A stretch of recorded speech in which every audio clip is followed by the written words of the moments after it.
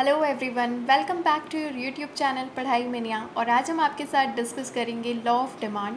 अगर आपने demand curve से रिलेटेड अभी बेसिक टॉपिक्स नहीं कवर किए हैं तो इस वीडियो को भी जाकर आप ज़रूर देखिएगा। और आज हम डिस्कस करेंगे लॉ ऑफ डिमांड, एक बहुत ही इंपॉर्टेंट टॉपिक है आपके एग्ज़ाम के लिए।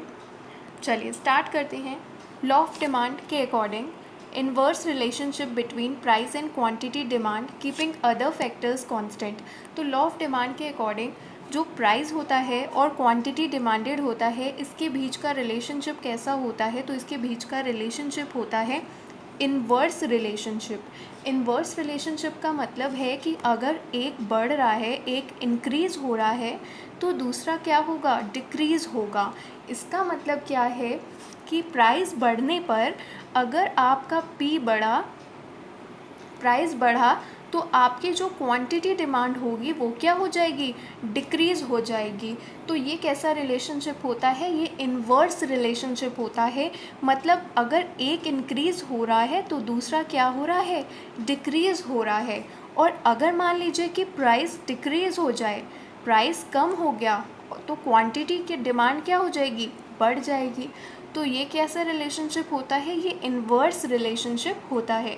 तो लॉ ऑफ डिमांड के अकॉर्डिंग इनवर्स रिलेशनशिप होता है प्राइस और क्वांटिटी डिमांडेड के बीच में। Keeping other factors constant. Other factors को क्या रखा जाता है? इसमें कांस्टेंट रखा जाता है। इसका क्या मतलब है? अदर फैक्टर्स पहले तो समझना पड़ेगा कि अदर फैक्टर्स क्या क्या हैं। अदर फैक्टर्स जैसे कि आपका कंज्यूमर की इनकम हो गई,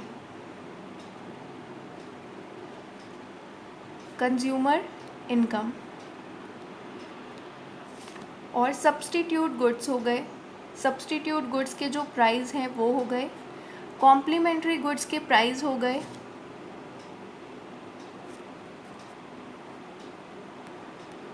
इसे मैं शॉर्ट में लिख देती हूँ, कॉम्प्लीमेंट्री गुड्स के प्राइस हो गए। और फ्यूचर में प्राइस में जो चेंज आ रहा है उसकी एक्सपेक्टेशन बिल्कुल भी नहीं है। No expectation in change in price. तो फ्यूचर में प्राइस में चेंज होने की कोई भी एक्सपेक्टेशन नहीं है। तो हमने क्या एज्यूम किया कि कंज्यूमर की जो इनकम है वो क्या रह रही है? वो कांस्टेंट है, उसमें कोई भी चेंज नहीं आ रहा है। सब्स्टिट्यूट गुड्स के प्राइस में भी कोई चेंज नहीं आ रहा है। कॉम्प्लीमेंट्री गुड्स में भी कोई चेंजेस नहीं आ रहे हैं। और फ्यूचर में प्राइस बढ़ने का जो चांस है या प्राइस में जो चेंज होने की सिचुएशन है वो भी एक्सपेक्टेड नहीं है। तो हम इन सब चीज़ों को क्या रख रहे हैं? कांस्टेंट रख रहे हैं। क्यों रख रहे हैं? क्योंकि हम किसके बीच में स्टडी करना चाहते हैं? हम सिर्फ प्राइस और क्वांटिटी डिमांड के बीच के रिलेशनशिप को स्टडी करना चाह रहे हैं। तो इन दोनों के बीच की स्टडी तभी पॉसिबल है ना जब अदर फैक्टर्स को आप क्या करोगे? कांस्टेंट रखोगे, सो दैट कि वो इन्फ्लुएंस ना करें, उस पर इन सब चीज़ों का कोई भी प्रभाव ना पड़े। तो इस वजह से इसमें क्या होता है? लॉ ऑफ डिमांड में अदर फैक्टर्स को क्या रखा जाता है? कांस्टेंट रखा जाता है, जिसे हम कहते हैं सेट्रिस पेरेबल्स। इस लॉ को हम क्या कहते हैं? इस लॉ को जाना जाता है फर्स्ट लॉ ऑफ परचेज। तो इसे किस नाम से जाना जाता है? इसे जाना जाता है फर्स्ट लॉ ऑफ परचेज से। तो चलिए अब इसी क्लास में हम रिकॉल करते हैं लॉ ऑफ डिमांड के बारे में। लॉ ऑफ डिमांड कैसा रिलेशनशिप बताता है? तो law of demand inverse relationship show करता है। अच्छा, किसके बीच में शो करता है? तो ये शो करता है प्राइस और क्वांटिटी डिमांड के बीच में। इसमें क्या कांस्टेंट रखा जाता है? जितने भी फैक्टर्स होते हैं उन सबको कांस्टेंट रखा जाता है। यहाँ पर ध्यान रखना है कि अदर फैक्टर्स जैसे कॉम्प्लीमेंट्री गुड्स, सब्स्टिट्यूट गुड्स के प्राइस और expectation of change in price in future, ये सब चीज़ें क्या रखी जाती हैं? कांस्टेंट मानी जाती हैं। और कांस्टेंट रखने को हम क्या बोलते हैं? हम बोलते हैं सेट्रिस पेरेबल्स। अच्छा, फिर हम बात करते हैं कि फर्स्ट लॉ ऑफ परचेज के नाम से कौन सा लॉ जाना जाता है? तो लॉ ऑफ डिमांड को हम फर्स्ट लॉ ऑफ परचेज के नाम से भी जानते हैं। चलिए अब देखते हैं लॉ ऑफ डिमांड के बारे में। यहाँ पर जो मैंने ये बनाया है, यहाँ पर मैंने आपको दिखाया है प्राइस और क्वांटिटी डिमांड। ये क्या है? ये टैब्यूलर स्टेटमेंट है।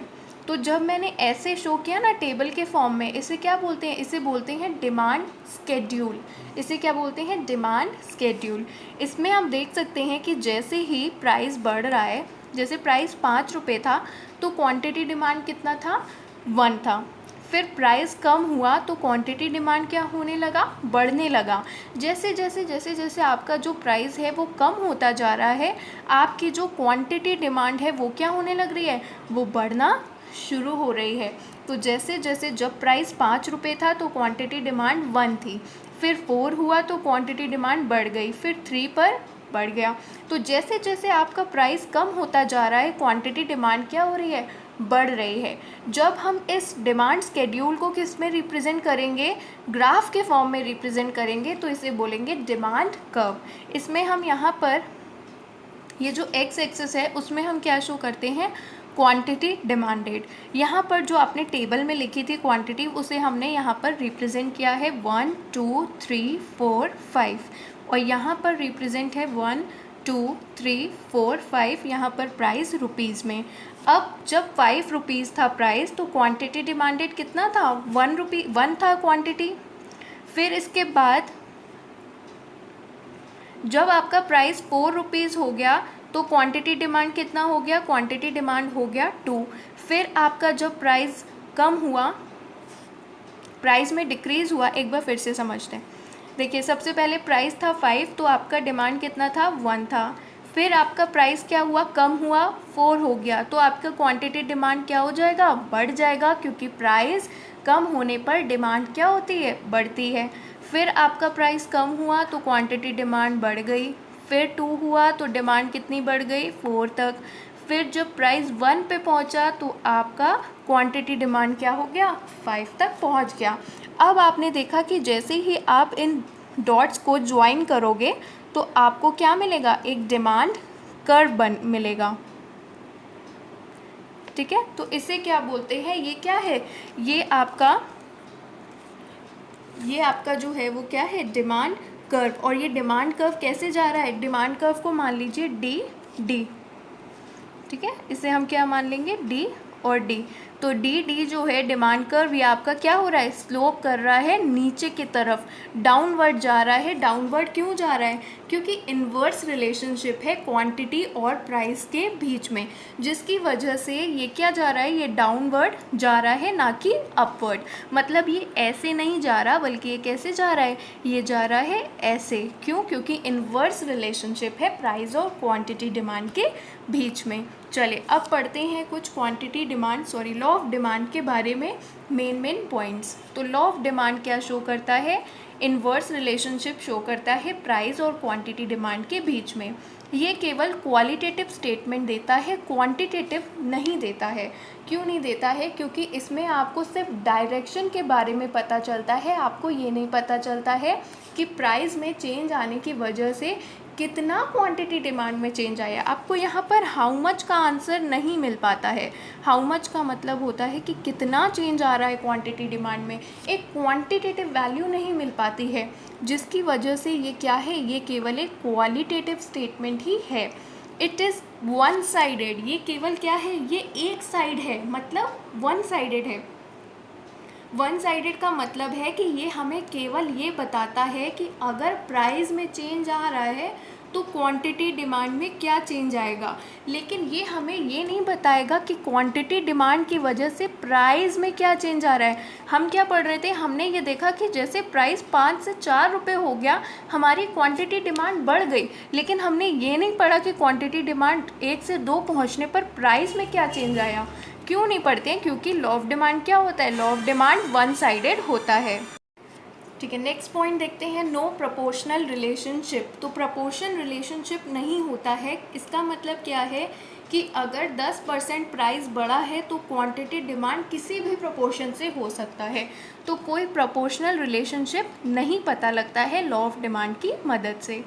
अब नेक्स्ट हम बात करते हैं लॉ ऑफ डिमांड के क्या क्या एक्सेप्शंस हैं। एक्सेप्शंस का मतलब कि कौन कौन सी वो चीज़ें हैं जहाँ पर लॉ ऑफ डिमांड जो है वो अप्लाई नहीं होता है। तो सबसे पहला है गिफिन्स पैराडॉक्स। गिफिन्स पैराडॉक्स जो है वो सर रॉबर्ट गिफिन ने दिया था, जिसकी वजह से इन्हीं के नाम पर है गिफिन्स पैराडॉक्स। तो गिफिन्स पैराडॉक्स क्या है, गिफिन्स गुड्स जो होते हैं वो इन्फीरियर क्वालिटी के गुड्स होते हैं और इन पर लॉ ऑफ डिमांड एप्लीकेबल नहीं होता है। क्यों नहीं होता है? क्योंकि इनकी डिमांड जो है इन्फीरियर गुड की वो बढ़ जाती है। जैसे ही प्राइस बढ़ेगा तो इनकी डिमांड क्या हो जाएगी? बढ़ जाएगी, और प्राइस कम होने पर इनकी डिमांड क्या हो जाती है? कम हो जाती है। जबकि लॉ ऑफ डिमांड के अकॉर्डिंग प्राइस बढ़ने पर डिमांड भी क्या होनी चाहिए? बढ़नी चाहिए। लेकिन इन्फीरियर गुड्स, ये जो गिफिन गुड्स हैं, गिफिन्स पैराडॉक्स है, इसके अकॉर्डिंग गिफिन्स गुड्स में क्या होता है? लॉ ऑफ डिमांड एप्लीकेबल नहीं होता है। तो इसमें क्या होता है? प्राइस बढ़ने से डिमांड क्या हो जाती है? बढ़ जाती है। चलिए नेक्स्ट है नेसेसिटीज़ ऑफ लाइफ। अगर नेसेसिटी है आपकी लाइफ की, जैसे कि आपको सॉल्ट तो चाहिए ही चाहिए है ना, और आपको खाने के लिए राइस तो चाहिए ही चाहिए, तो ये लाइफ की क्या है? ये नेसेसिटीज़ हैं, ये आवश्यकताएं हैं। आपको मेडिसिन चाहिए ही चाहिए, तो ये सब नेसेसिटीज़ ऑफ लाइफ में भी लॉ ऑफ डिमांड एप्लीकेबल नहीं होगा। क्यों? क्योंकि ये चीज़ जितनी भी महंगी हो जाएंगी, अगर हमारी नीड है, अगर हमारी ज़रूरत है, तो हम किसी भी प्राइस में हम इसे क्या करेंगे? डिमांड करेंगे। इस वजह से लॉ ऑफ डिमांड इन पर भी एप्लीकेबल नहीं होता है। फैशन रिलेटेड गुड्स, मतलब जो फैशन में है, तो कंज्यूमर जो है वो उन पर भी ये नहीं देखता है कि प्राइस क्या है क्या नहीं है। अगर प्राइस हाई भी है तब भी उसकी डिमांड की जाएगी, तो इस पर भी लॉ ऑफ डिमांड एप्लीकेबल नहीं होता है। Ignorance of customers. Ignorance of customers का मतलब है कि यहाँ पर जो कस्टमर होता है, जो कंज्यूमर होता है, वो इग्नोरेंस में होता है। इग्नोरेंस का मतलब कि उसे पता ही नहीं होता, या फिर एक भ्रम में होता है। मतलब कि जैसे उसे लगता है कि अगर मैंने मॉल से ये चीज़ ली है, या फिर अगर मैंने किसी बहुत बड़ी शॉप से ये चीज़ ली है, तो वो ज़्यादा बेटर है। तो मतलब जितना उसे लगेगा जितना महंगा मैं लूँगा उतनी अच्छी क्वालिटी होगी, और इसकी वजह से वो डिमांड ज़्यादा करता है। तो इग्नोरेंस का मतलब होता है कि ये उसका एक इग्नोरेंस है, वो चीज़ें नहीं देख रहा कि तुम्हें जो चीज़ सस्ती में मिल रही है, चीज़ दोनों सेम है, लेकिन उसे लग रहा है कि जो हाई प्राइस होता है वो बेटर क्वालिटी देगा। तो इस पर भी लॉ ऑफ डिमांड अप्लाई नहीं करने वाला है। Expectation of further change in price. अगर फ्यूचर में लग रहा है कि प्राइस में चेंजेस आएंगे, तो अभी क्या होगा? प्रेजेंट में ही उसकी डिमांड क्या होने लग जाती है? बढ़ जाती है। इनफैक्ट अभी भी अगर प्राइस बढ़े हैं तब भी वो उसमें क्या होने लगता है? प्रेजेंट सिचुएशन में ही प्राइस राइज होने पर भी डिमांड क्या हो जाती है? बढ़ जाती है। जैसे कि आपको पता है कि पेट्रोल का अगर मान लीजिए प्राइस जो है वो रात के 12 बजे ये बोल दिया जाए कि बढ़ जाएगा, तो बहुत सारे लोग क्या होते हैं? वो टैंकी फुल कराने पहुंच जाते हैं। अरे आज भी तो प्राइस उसका ज़्यादा है ना, तो तब भी वो आज क्या कर रहे हैं? डिमांड ज़्यादा कर रहे हैं, जबकि फ्यूचर में क्या होना है? प्राइस राइज होना है, तो उसके एक्सपेक्टेशन में आज महंगे में भी वो डिमांड ज़्यादा कर रहे हैं।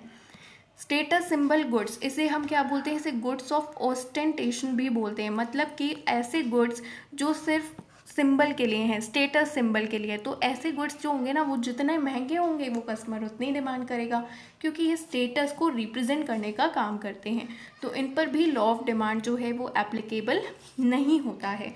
और एक और आपको चीज़ें ध्यान रखनी है इसमें, कि एमरजेंसी से रिलेटेड जो चीज गुड्स होते हैं, एमरजेंसी में टाइम के आपको नीड्स चाहिए किसी भी गुड की। जैसे मान लीजिए कि अब आप कहीं ऐसी जगह गए जहाँ पर आपको मतलब बहुत तेज़ बारिश हो रही थी, या फिर आपको कोई ऐसी जगह गए जहाँ बहुत ठंड है, तो आपको ऐसे केस में क्या होगा? स्वेटर अगर जस्ट डबल रेट्स में भी मिलेंगे तो आपको उसे परचेज़ करना पड़ेगा। क्यों? क्योंकि उस टाइम आपकी क्या होगी? इमरजेंसी होगी।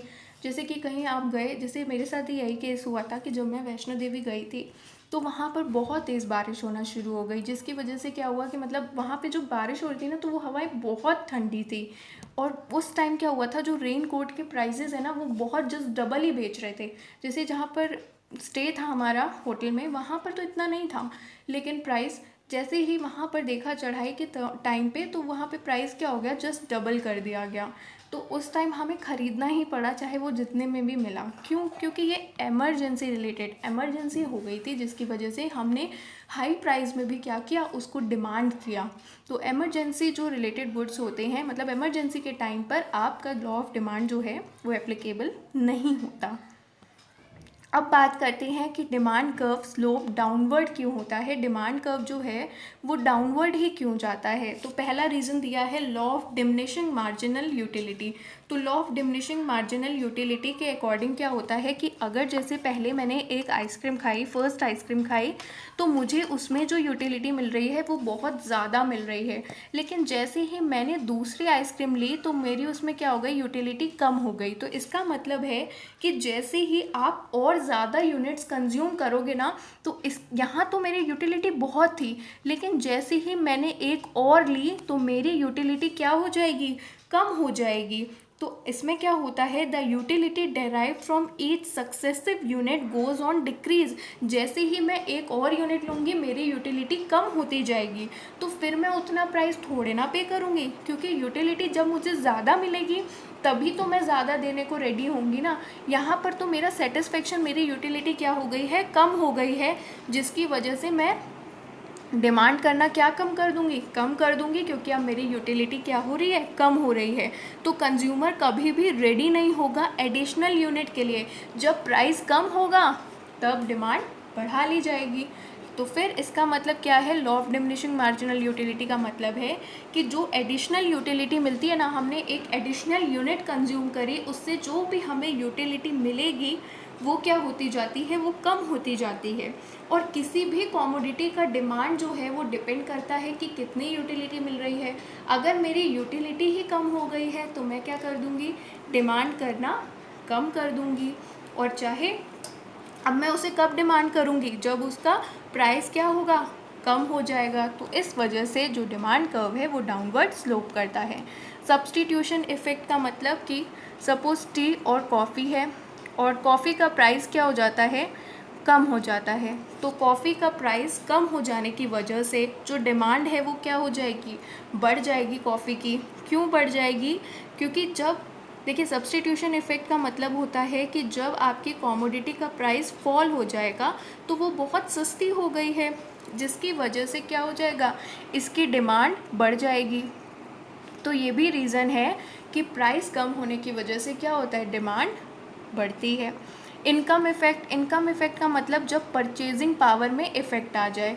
जैसे कि अभी क्या था कि मैं 10 रुपीज़ में 10 रुपीज़ में 2 चॉकलेट्स परचेज़ करती थी, ठीक। अब क्या हुआ कि 10 रुपये में प्राइस क्या हो गए, अब 10 रुपये में 3 चॉकलेट खरीद सकती हूँ, ठीक है। तो अब क्या हुआ कि 10 रुपये में पहले मैं 2 चॉकलेट्स खरीदती थी, अब क्या हुआ 10 रुपये में मैं 3 चॉकलेट्स खरीद सकती हूँ। तो इसका मतलब है मैं 3 चॉकलेट नहीं खरीदूँगी, क्योंकि मुझे खाने सिर्फ 2 ही चॉकलेट्स हैं। तो इसकी वजह से जो मेरा प्राइस बचा ना, मैं तो 10 रुपये में पहले 2 खरीद रही थी, अब 10 रुपये में मेरे को 3 मिल रही हैं, लेकिन मुझे तो 2 ही खरीदनी है। तो इससे क्या होगा, मेरा कुछ पैसे बचेंगे, उसको मैं कहीं और यूज़ कर सकती हूँ, किसी और कमोडिटी की डिमांड कर सकती हूँ।